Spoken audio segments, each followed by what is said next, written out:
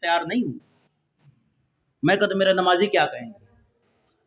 آپ نہیں ہیں. آپ کو جناب میرا پتر کیا کہے، میرا بھائی کیا کہے گا؟ اور پھر ہم کہتے ہیں کہ جناب مجھ سے زیادہ حضور کے ساتھ محبت کرنے والا کوئی نہیں. ادھر منہ سے ہم یہ کہتے ہیں اور عمل ہمارا کچھ اور ہے. اس لیے میرے دوستو خدا را یہ آسان سی بات ہے، مختصر سی بات ہے، پیغام ہے.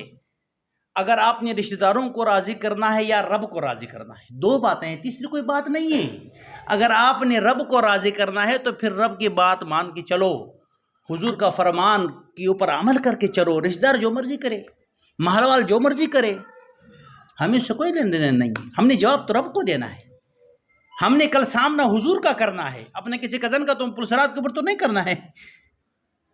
فلاں شہری کا کیا کہے گا، یار یہ کوئی کرنے والی بات ہے.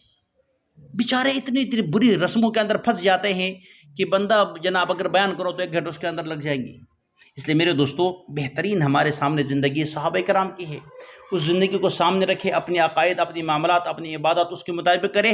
انشاءاللہ والعزیز کل قیامت کے دن آپ کا پڑوس سیدنا صدیق اکبر کے ساتھ ہوگا، عمر فاروق کے ساتھ ہوگا، عثمان غنی کے ساتھ ہوگا، سیدنا علی المرتضی کے ساتھ ہوگا.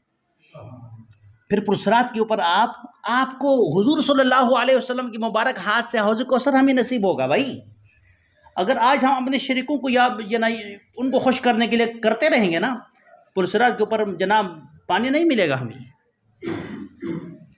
پریشان پھریں گے. اس لیے میرے دوستو رب العالمین سے یہ دعا ہے کہ ہم سب کو اپنی عقائد قرآن اور سنت کے مطابق بنانے کی توفیق عطا فرمائے، اور اپنی وہ اعمال ہمیں کرنے توفیق عطا فرمائے جس کے اندر اللہ اور اس کا رسول ہم سے راضی ہو جائے. پہلے ساری دنیا ہمارے مخالف ہو جائے، کوئی پرواہ نہیں.